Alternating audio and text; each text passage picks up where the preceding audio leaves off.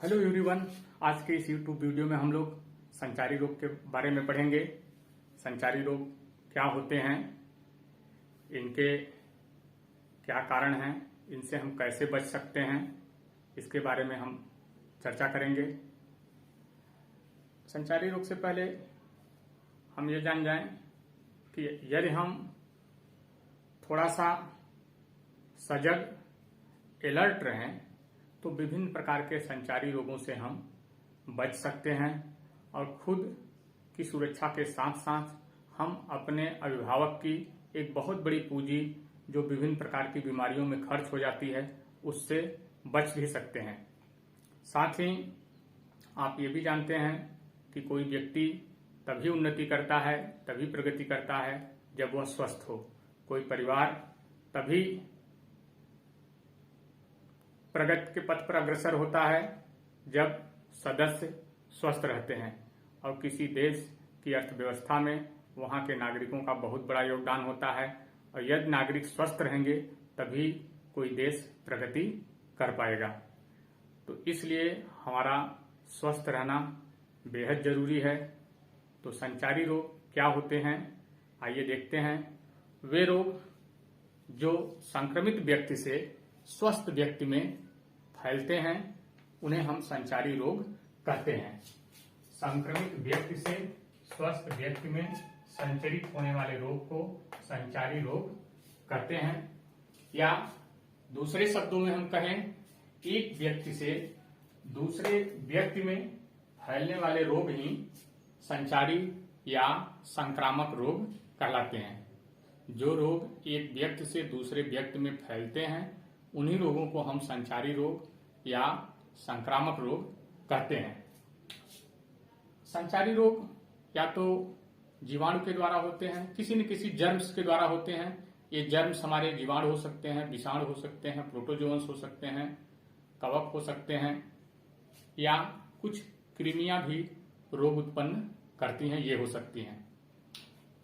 जीवाणु जनित जो मुख्य रोग हैं, हैजा है, टाइफाइड है, टीबी है, टिटनेस है। विषाणु जनित जो मुख्य रोग है, चेचक है, पोलियो है, रेबीज है, खसरा है, एड्स है, डेंगू, चिकनगुनिया, दिमागी बुखार। बहुत लंबी लिस्ट है, यहाँ पर सभी का जिक्र करना संभव नहीं है, लेकिन जो महत्वपूर्ण रोग हैं उनके बारे में प्रकाश डाला जा रहा है। प्रोटोजोआ द्वारा ढेर सारे रोग होते हैं, मुख्य रूप से पेचिस और मलेरिया है। इसी तरीके से कवक द्वारा एक सामान्य रोग दाद होता है, और कृमियों के द्वारा एस्केरियासिस, फाइलेरियासिस मुख्य रोग हैं जो मानव में होते हैं। अब आप सोच रहे होंगे संचारी या संक्रामक रोग तो हो गया, क्या कोई रोग असंक्रामक भी होता है?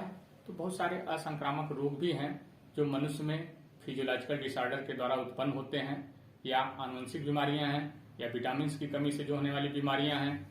जैसे कुछ फिजियोलॉजिकल डिसऑर्डर में मधुमेह, गठिया है, ब्लड प्रेशर है आपका, कैंसर है, बेरी जो विटामिन बी की कमी से होता है, स्कर्वी विटामिन सी की कमी से होता है, हीमोफीलिया, वर्णांधता, ये आनुवंशिक बीमारियां हैं। ये छुआछूत से एक व्यक्ति से दूसरे शरीर में फैलती नहीं है, इसलिए इन बीमारियों को हम कहते हैं असंक्रामक बीमारियां। अब हम देखेंगे संचारी रोगों में फैलने के जो मेन और मुख्य कारण हैं, खासतौर पे बरसात के दिनों में आजकल जो मच्छर जनित वेक्टर बॉर्न डिजीजेज हैं उनका प्रकोप बहुत ज्यादा हो जाता है। क्यों? क्योंकि बरसात के दिनों में उन्हें प्रजनन के लिए अनुकूल दशाएं उपलब्ध हो जाती हैं, जिससे वो प्रजनन करके अपनी संख्या में बहुत ज्यादा वृद्धि कर लेते हैं। और मच्छर जनित बीमारियां, खासतौर पे मलेरिया, डेंगू, चिकनगुनिया, जापानी इंसेफेलाइटिस और आपका हाथी पांव फाइलेरियासिस जो क्यूलेक्स मच्छर द्वारा होता है, इन बीमारियों से ग्रसित होने वालों की संख्या बहुत ज्यादा बढ़ जाती है। यदि हम कुछ सावधानियां बरतें तो इन बीमारियों से हम बच सकते हैं। आइए हम बारी बारी मच्छर जनित या अन्य संक्रामक रोगों से बचने के उपाय के बारे में चर्चा करते हैं। संचारी रोग में बहुत सारे रोग हैं, लेकिन बरसात के दिनों में खास तौर पर वेक्टर बॉर्न डिजीज, मच्छरों द्वारा जो रोग होते हैं उनकी बहुत अधिकता होती है। इन मच्छर जनित रोगों से बचने के लिए हमें क्या करना चाहिए? एक तो मच्छर हम जानते हैं पानी में प्रजनन करते हैं, तो सबसे जो बड़ा उपाय है कि हम इन्हें प्रजनन ही न करने दें। जहां भी जल जमाव की स्थिति हो वहां से तुरंत और तत्काल पानी को हम समाप्त करें, चाहे जैसे भी संभव हो। तो कहाँ ये आसानी से पनपते हैं जहाँ पे हमारा ध्यान नहीं जाता है। घर पे प्रायः आपके छतों पर, आपके आसपास विभिन्न प्रकार के प्लास्टिक के खिलौने पड़े होते हैं, उनमें वर्षा का जल संचय रहता है, वहाँ पे हमारा ध्यान नहीं जाता है। उन स्थानों पर हमें विशेष ध्यान देने की जरूरत है जहाँ पर अनजाने में पानी एकत्रित रहता है। कुछ ऐसी भी जगह होती है जहाँ पर हम पानी निरंतर जानबूझ करके रखते हैं। कूलर है, गमले हैं, पक्षियों के पीने के लिए भी पानी अपने छतों पर हम रखते हैं। तो जो हम जानबूझ करके जहाँ भी पानी रखते हैं, हफ्ते में एक बार उसे अवश्य साफ कर दें, क्योंकि मच्छर एक सप्ताह में लगभग अपनी लाइफ साइकिल पूरा कर लेता है। अगर एक सप्ताह का मौका उसे मिल गया तो उसके लार्वे एडल्ट में तब्दील हो जाते हैं। तो एक हफ्ते के अंदर ही हम पानी को समाप्त कर दें। या कूलर में पानी भरे हैं तो हफ्ते में एक दिन कम से कम पूरी तरीके से पानी सुखा करके, पानी गिरा करके अच्छे से कूलर को सुखा दें। तो अन्य कौन कौन से बचाव के साधन हैं उस पर हम बिंदुवार प्रकाश डालते हैं। आइए देखते हैं। मच्छरों से जो मुख्य रोग फैलते हैं, आपका मलेरिया है, डेंगू है, चिकनगुनिया है, फाइलेरिया है, दिमागी बुखार है, ये मुख्य रोग हैं। बचाव के लिए अपने घर के आसपास अनुपयोगी वस्तुओं में पानी इकट्ठा न होने दें, जैसे प्लास्टिक के खिलौने, नारियल के गोले, टायर आदि। कूलर व गमलों में से पानी को सप्ताह में एक बार अवश्य खाली करके सुखाएं। घर व आसपास पानी जमा न होने दें। पानी की टंकी को पूरी तरह से ढक करके रखें। छतों पर हमारे जो पानी की टंकी रखी जाती है, बंदर आकर के प्रायः उसका ढक्कन खोल करके उसे खुला छोड़ देते हैं, हमारा ध्यान वहां नहीं जाता है। मच्छर आसानी से वहां पर पनप सकते हैं। तो हमें ध्यान देना चाहिए कि हमारे पानी की टंकी कहीं खुली ना हो, उसको विधिवत अच्छे से बंद करके तार से बांध दें, जिससे बंदर खोल ना पाए। मच्छरदानी का प्रयोग करें। रात में सोते समय मच्छरदानी का प्रयोग जरूर करें, जिससे मच्छर आपको यदि आसपास है भी तो काट न पाए। मच्छर रोधी उपाय जैसे मार्टिन, गुड नाइट, ओडोमास, विभिन्न प्रकार के फास्ट कार्ड, ये कुछ ऐसी दवाएं हैं या मच्छर रोधी क्रीम है, इनका उपयोग करके आप मच्छरों से बच सकते हैं। दरवाजों व खिड़कियों पर जाली लगवाएं। यथासंभव अपने घरों के दरवाजों और खिड़कियों पर जाली लगवाएं, जिससे बाहर से मच्छर आपके घर में न आने पाएं और आप स्वस्थ रहें।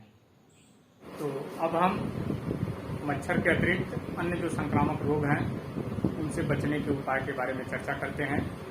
सबसे पहला, खुले में शौच न करें। खुले में शौच न करें तथा नियमित शौचालय का प्रयोग करें। खुले में शौच करने से क्या हो सकता है, कैसे हो जाता है, आपके दिमाग में प्रश्न उठ रहा होगा।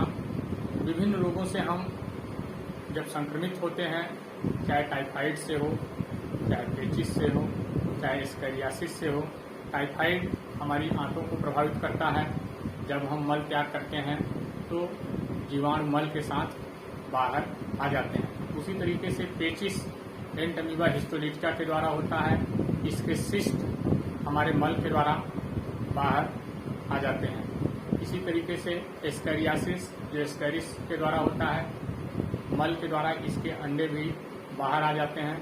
यदि हम शौचालय का प्रयोग नहीं करते हैं, शौचालय हेतु बाहर खेत में जाते हैं, तो मृदा हमारी इन रोगाणुओं से संक्रमित हो जाती है, जिससे प्रत्यक्ष या परोक्ष रूप से हम संक्रमित होते हैं। अब खेत में मान लीजिए मल त्याग के लिए जा रहे हैं, शौचालय के लिए खेत का प्रयोग कर रहे हैं, तो ये जो अंडे हैं या जीवाणु हैं या सिस्ट हैं, बरसात के दिनों में बारिश होने पर पूरे खेत में फैल जाते हैं। यदि कोई ऐसी सब्जी बोई गई है, गाजर है, मूली है, चुकंदर है या खीरा है, जिसका प्रयोग हम सलाद के रूप में प्राय करते हैं, इनको पकाते नहीं हैं, कच्चा ही इस्तेमाल करते हैं, ये अच्छी तरीके से धुल करके नहीं खाते हैं, तो ये रोगाणु हमारे शरीर में आसानी से पहुंच जाते हैं और रोग उत्पन्न करते हैं। तो इनसे बचने के लिए हमें निश्चित रूप से शौचालय का प्रयोग करना चाहिए। शौचालय का प्रयोग हमें विभिन्न प्रकार के अन्य रोगों से भी हमारी रक्षा करता है। दूसरा,